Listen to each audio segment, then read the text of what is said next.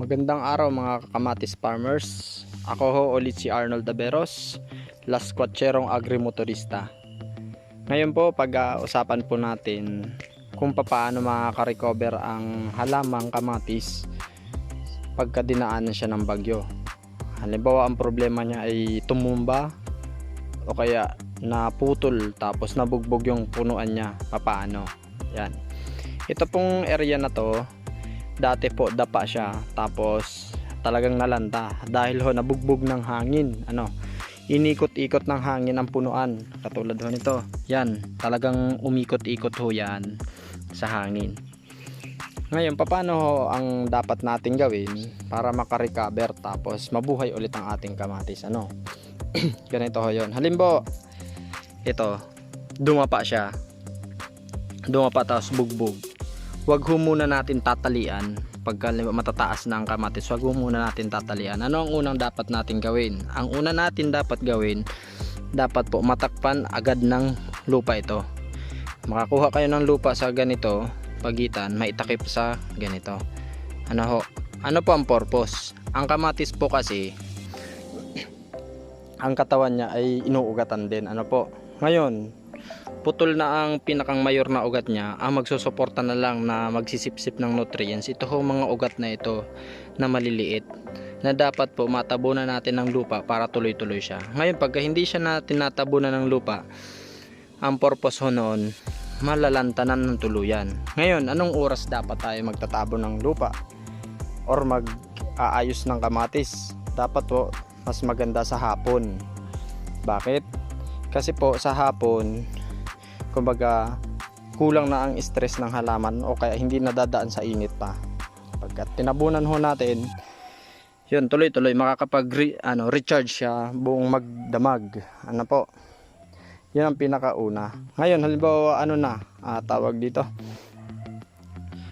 natabunan na natin tapos naka-recover na buhay na, susundan na ho natin siya ng abono na granular fertilizer saka foliar fertilizer.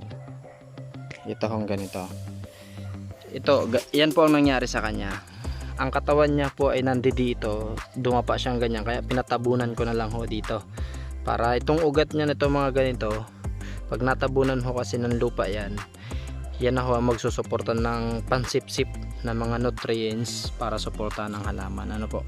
Itong site ho na to, ganyan ang nangyari dito sa case Rick Opeña sa Laguna, Rizal.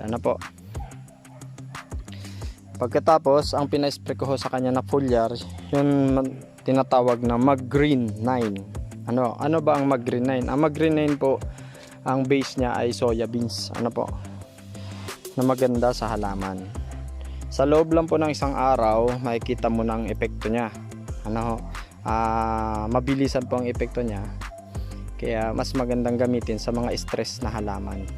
Katulad na sobrang iyang ininit ng sobra, tapos tinubig and then hinangin. Yan po. Ngayon po halos 2 linggo na ang nakalipas simula ho itong binagyo to ng Rolly. Ulysses ang pinakang huli. Ito na ho siya. May mga namumunga na. Yan ho yung masyadong hindi masyado nabugbog. Tapos pero yung iba okay na, nagre-recover na po, namumulaklak na. Yan po ang kagandahan.